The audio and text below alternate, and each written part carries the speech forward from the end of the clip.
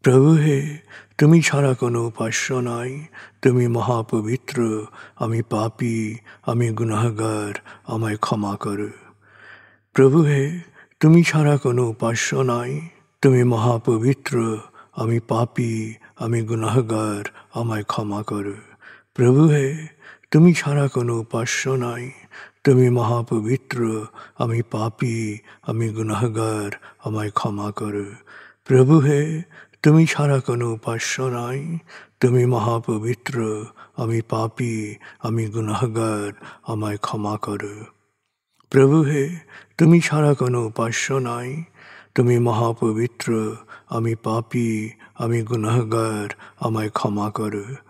প্রভু হে, তুমি ছাড়া কোনো উপাস্য নাই, তুমি মহাপবিত্র, আমি পাপী, আমি গুনাহগার, আমায় ক্ষমা করো।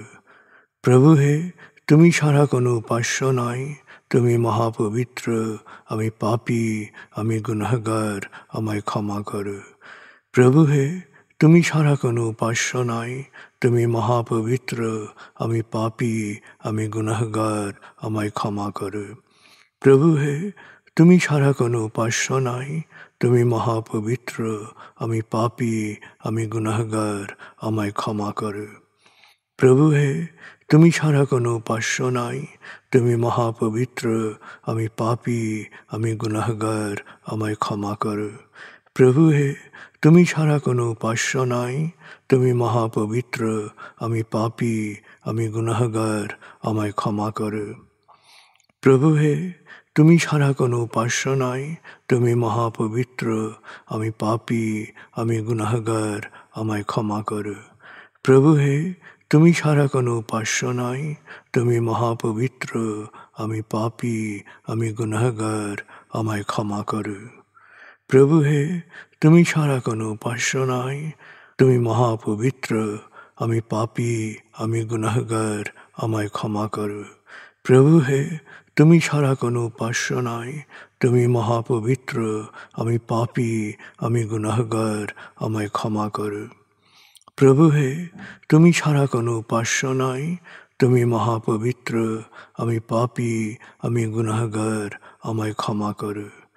প্রভু হে, তুমি ছাড়া কোনো উপাস্য নাই, তুমি মহাপবিত্র, আমি পাপী, আমি গুনাহগার, আমায় ক্ষমা করো। প্রভু হে, তুমি ছাড়া কোনো উপাস্য নাই, তুমি মহাপবিত্র, আমি পাপী, আমি গুনাহগার, আমায় ক্ষমা করো।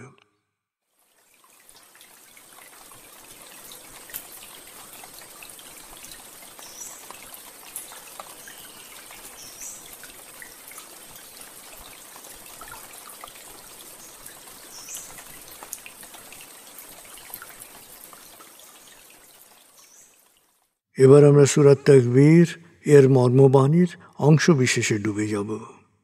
তারপর ডুবে যাব আজকের জন্য নির্ধারিত সূরার তেলাওয়াত ও মর্মবাণীতে। 81 সূরা তাকবীর। দয়াময় মেহেরবান আল্লাহর নামে। যখন সূর্য অন্ধকারে ঢেকে যাবে, যখন তারকারাজি নিজেদের আলো হারাবে, যখন পর্বতমালা মরীচিকার ন্যায় উধাও হবে, যখন পূর্ণ গর্ভবতী উটনী পরিত্যক্ত হবে, যখন সকল বন্য পশুকে একত্র করা হবে, যখন সমুদ্রের জলরাশি স্ফীত হবে, যখন দেহে আবার আত্মা সংযুক্ত হবে, যখন জীবন্ত কবর দেয়া শিশুকন্যাকে জিজ্ঞেস করা হবে কি অপরাধে তাকে হত্যা করা হয়েছিল, যখন প্রত্যেকের আমলনামা দেখানো হবে, যখন আকাশের আবরণ সরানো হবে, যখন জাহান্নামের আগুন গনগনে লাল করা হবে, যখন জান্নাতকে দৃশ্যমান করা হবে, সেদিন প্রত্যেকেই জানতে পারবে কি পরিণতির জন্যে সে নিজেকে প্রস্তুত করেছে, বুঝতে পারবে কি করা উচিত ছিল আর কি করা উচিত হয়নি। সাক্ষী আবর্তনশীল নক্ষত্র, কক্ষপথে দৃশ্যমান গ্রহসমূহ যা এক সময় অদৃশ্য হয়, সাক্ষী রাতের অবসান মুহূর্ত এবং প্রভাতের আগমনকাল। নিশ্চয়ই এই কোরআন আরশের সার্বভৌম অধিপতির নিকট উচ্চ মর্যাদা সম্পন্ন সম্মানিত রসুলের মুখ নিঃসৃত, যার কথা অবশ্যই বিশ্বাসযোগ্য ও মানা উচিত।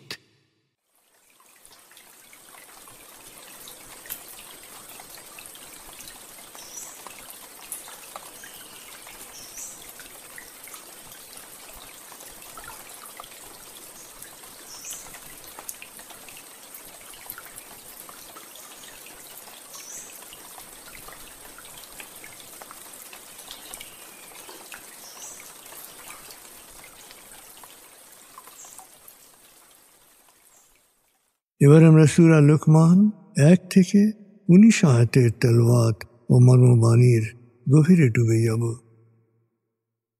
31 সূরা লুকমান। বিসমিল্লাহির রহমানির রহিম। আলিফ লাম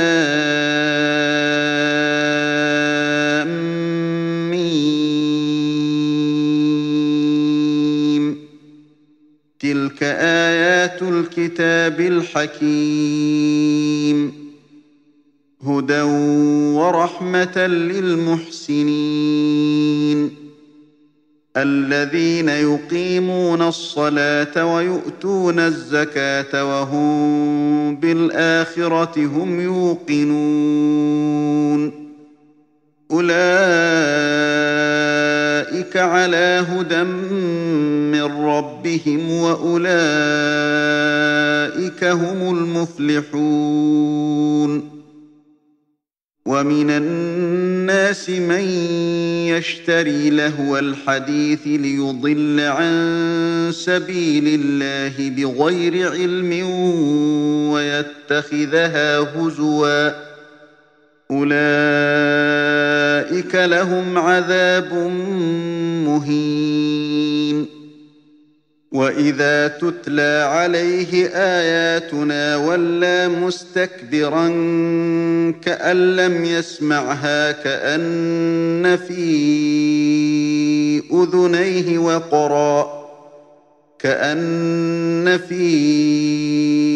أذنيه وقرا فبشره بعذاب أليم إن الذين آمنوا وعملوا الصالحات لهم جنات النعيم خالدين فيها وعد الله حقا وهو العزيز الحكيم خلق السماوات بغير عمد ترونها وألقى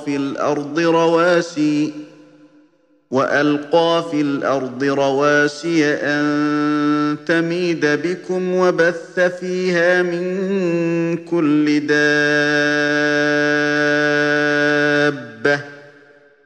وأنزلنا من السماء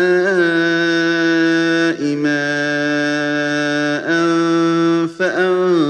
فأنبتنا فيها من كل زوج كريم هذا خلق الله فأروني ماذا خلق الذين من دونه بل الظالمون في ضلال مبين ولقد آتينا لقمان الحكمة أن اشكر لله ومن يشكر فإنما يشكر لنفسه ومن كفر فإن الله غني حميد وإذ قال لقمان لابنه وهو يعظه يا بني لا تشرك بالله إن الشرك لظلم عظيم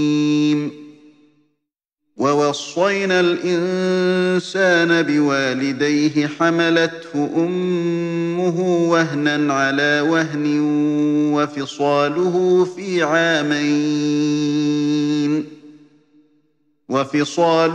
في عامين أن اشكر لي ولوالديك إلي المصير وإن جاهداك على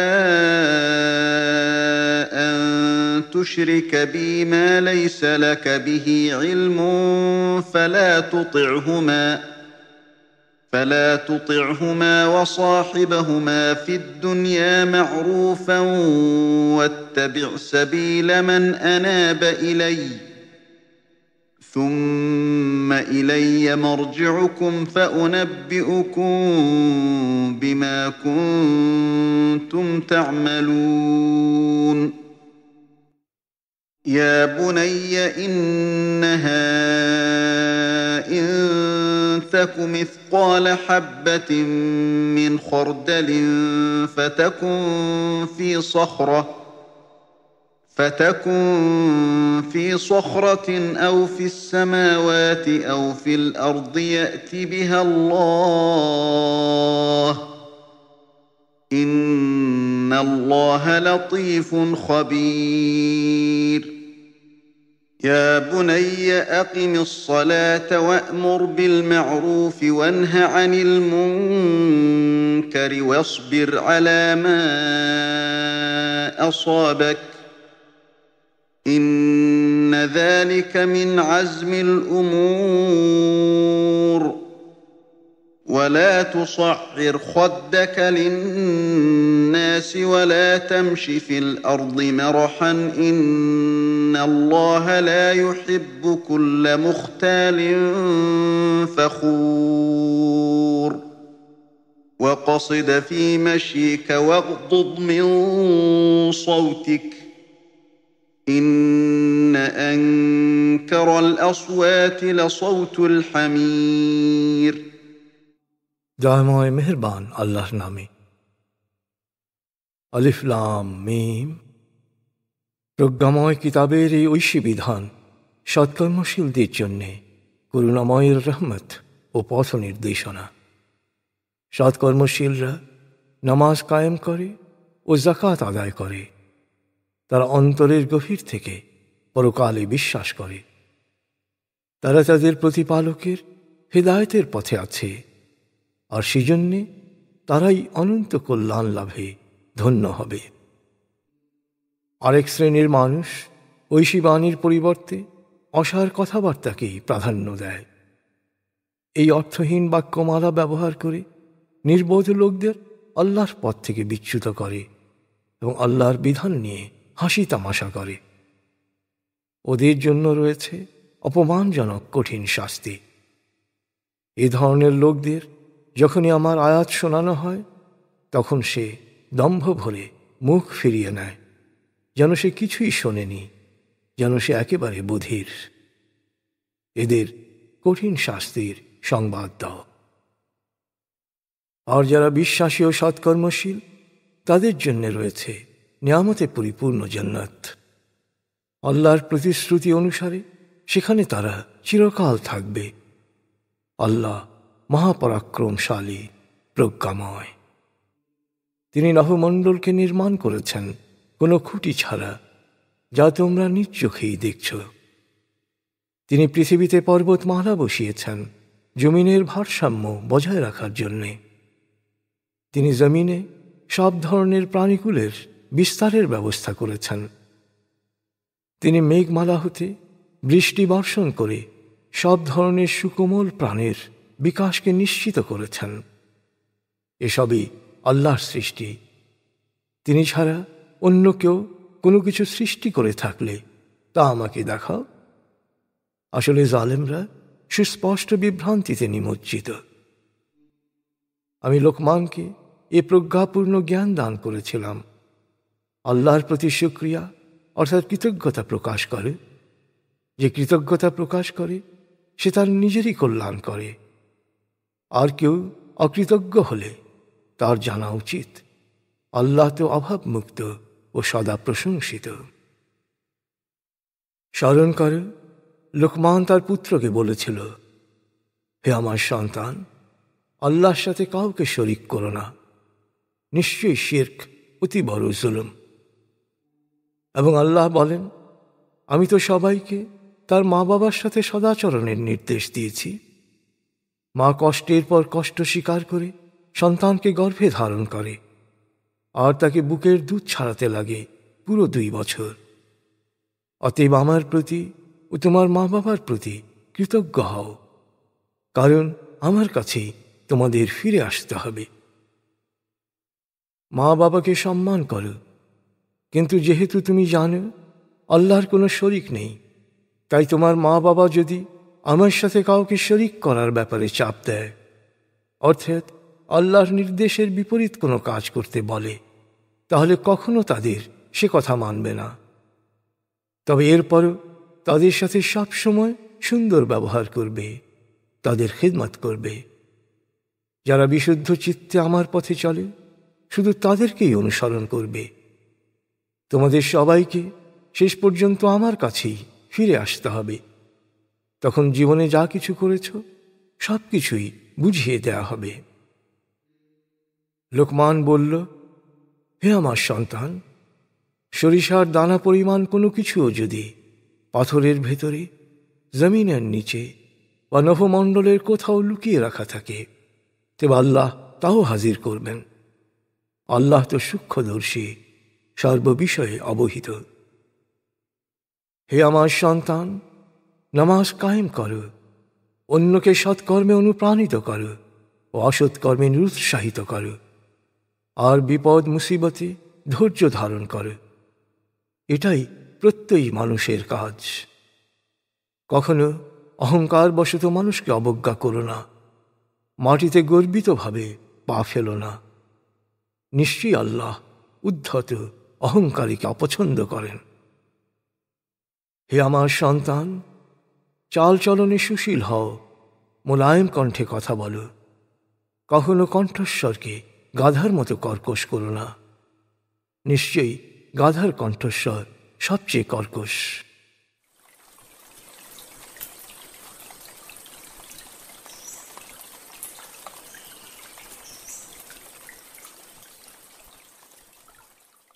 আপনি এতক্ষণ মর্মবাণীর গভীরে ডুবেছিলেন।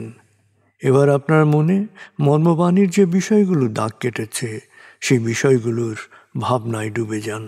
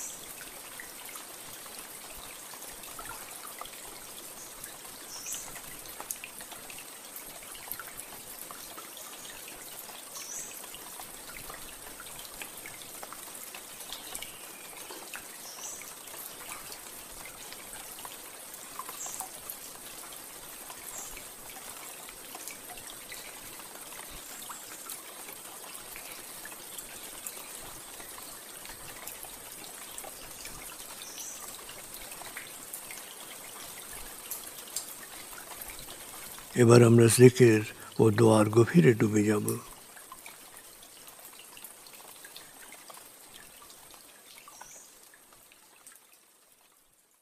এবার হালকাভাবে চোখ বন্ধ করুন, লম্বা দম নিন, নাক দিয়ে দম নিন, আস্তে আস্তে মুখ দিয়ে দম ছাড়ুন। দম নেবেন পেটে, ছাড়বেন মুখ দিয়ে। দম নেওয়ার চেয়ে দম ছাড়তে সামান্য বেশি সময় নিন। দম নিতে নিতে ভাবুন প্রকৃতি থেকে অফুরন্ত প্রাণশক্তি শরীরে প্রবেশ করছে, আর দম ছাড়তে ছাড়তে ভাবুন শরীরের সকল দূষিত পদার্থ বাতাসের সাথে বেরিয়ে যাচ্ছে। নাক দিয়ে দম নিতে নিতে ভাবুন প্রকৃতি থেকে অফুরন্ত প্রাণশক্তি শরীরে প্রবেশ করছে, আর মুখ দিয়ে দম ছাড়তে ছাড়তে ভাবুন শরীরের সকল দূষিত পদার্থ বাতাসের সাথে বেরিয়ে যাচ্ছে। দম নিতে নিতে ভাবুন প্রকৃতি থেকে অফুরন্ত প্রাণশক্তি শরীরে প্রবেশ করছে। দম ছাড়তে ছাড়তে ভাবুন শরীরের সকল দূষিত পদার্থ বাতাসের সাথে বেরিয়ে যাচ্ছে। দম নিতে নিতে ভাবুন প্রকৃতি থেকে অফুরন্ত প্রাণশক্তি শরীরে প্রবেশ করছে, আর দম ছাড়তে ছাড়তে ভাবুন শরীরের সকল দূষিত পদার্থ বাতাসের সাথে বেরিয়ে যাচ্ছে। দম নিতে নিতে ভাবুন প্রকৃতি থেকে অফুরন্ত প্রাণশক্তি শরীরে প্রবেশ করছে, আর দম ছাড়তে ছাড়তে ভাবুন শরীরের সকল দূষিত পদার্থ বাতাসের সাথে বেরিয়ে যাচ্ছে। এবার দম স্বাভাবিক হতে দিন। স্বাভাবিকভাবে নাক দিয়ে দম নিয়ে নাক দিয়ে দম ছাড়ুন। আপনার অঙ্গ শিথিল ও নিষ্প্রাণ হয়ে আসছে। এবার নাক দিয়ে ধীরে ধীরে দম নিয়ে বেশ সময় নিয়ে ধীরে ধীরে নাক দিয়ে দম ছাড়ুন। দম নেওয়ার চেয়ে ছাড়ায় সময় একটু বেশি নিন। ধীরে ধীরে দম নিন, ধীরে ধীরে দম ছাড়ুন। ধীরে ধীরে দম নিন, ধীরে ধীরে দম ছাড়ুন। ধীরে ধীরে দম নিন, ধীরে ধীরে দম ছাড়ুন। ধীরে ধীরে দম নিন, ধীরে ধীরে দম ছাড়ুন। ধীরে ধীরে দম নিন, ধীরে ধীরে দম ছাড়ুন। এবার দম স্বাভাবিক হতে দিন। আপনি এখন দম খেয়াল করুন। বাতাস নাক দিয়ে ফুসফুসে প্রবেশ করছে, আবার বেরিয়ে আসছে। আপনার পুরো মনোযোগ নাকে দমের প্রবেশ পথে দিন। বাতাস স্বাভাবিক যাওয়া আসা করুক, আপনি শুধু দম খেয়াল করুন।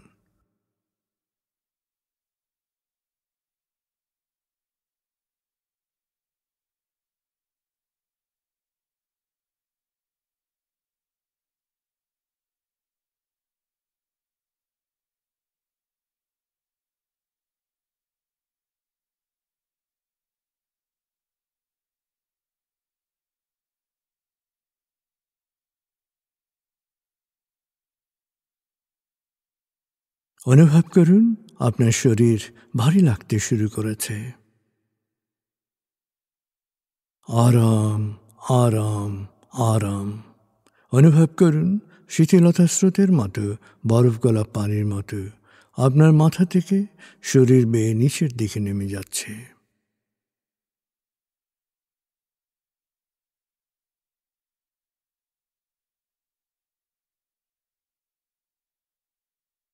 আপনি এখন পুরোপুরি শিথিল। শিথিলায়নের গভীর স্তরে প্রবেশ করেছেন আপনি। আপনার ব্রেনওয়েভ বিটা স্তর থেকে নেমে গেছে আলফায়। মনের বাড়ির পথে আপনি এখন আলফা স্টেশনে এসে পৌঁছেছেন। এই স্টেশনে আপনার জন্য রয়েছে বিশেষ ওয়েটিং রুম। আলফা স্টেশন থেকে আপনি এখন মনের বাড়িতে যাচ্ছেন। আমি গণনা শুরু করছি। 19,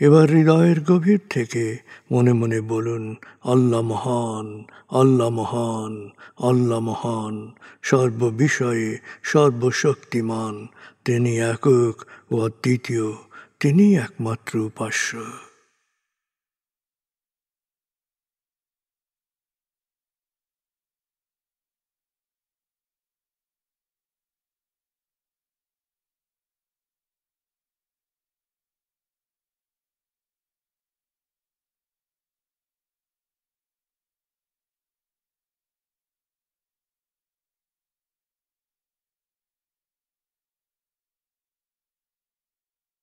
হৃদয়ের গভীর থেকে প্রার্থনা করুন, হে আল্লাহ, তুমি আমাদেরকে বিশ্বাসী, সৎকর্মশীল, সংঘবদ্ধ মানুষ হিসেবে কোয়ান্টাম ফাউন্ডেশনে একাত্ম করেছ।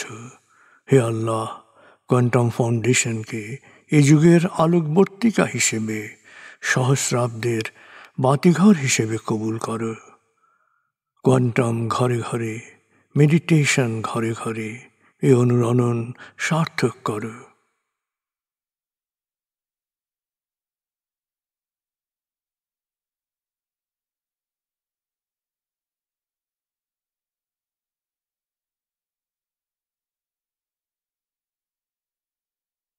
হে আল্লাহ, হে দয়াময়, হে মেহেরবান, কোয়ান্টাম ফাউন্ডেশনের সকল কার্যক্রম, শিক্ষা সেবা, শুদ্ধাচার, রক্তদান, এতিমান, প্রবীণ সেবা, চিকিৎসা সেবা, খতনা, মাতৃমঙ্গল, দাফন, কোয়ান্টাম মেথড কোর্স, এই সমস্ত কার্যক্রমকে সদকায়ে জারিয়া হিসেবে কবুল করো। এই কার্যক্রমে যারা সেবা দিয়েছেন তাদের সবার জীবনকে বরকতময়, প্রশান্তিময় করে দাও।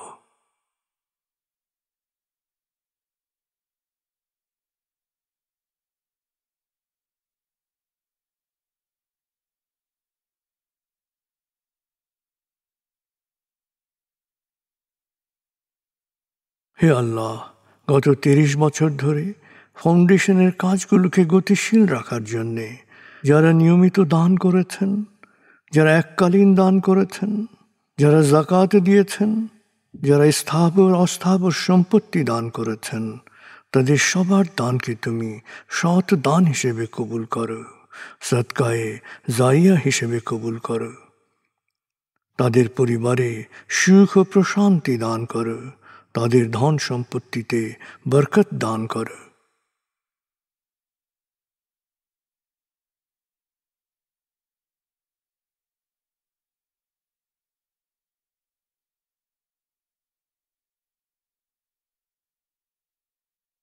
এবার দেশের জন্য দোয়া করুন।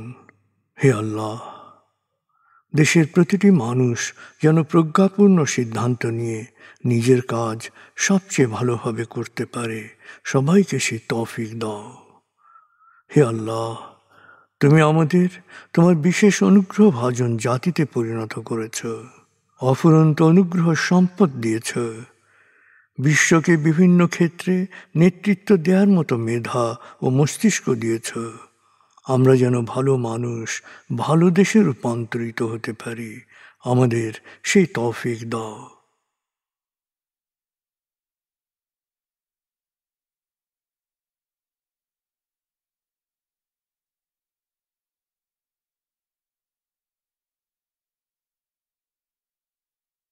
ভালো মানুষ, ভালো দেশ, স্বর্গভূমি বাংলাদেশ। ভালো মানুষ, ভালো দেশ, স্বর্গভূমি বাংলাদেশ। ভালো মানুষ, ভালো দেশ, স্বর্গভূমি বাংলাদেশ। দেশের জন্যে প্রার্থনা করুন। দেশকে যেমন দেখতে চান সেভাবে প্রার্থনা করুন।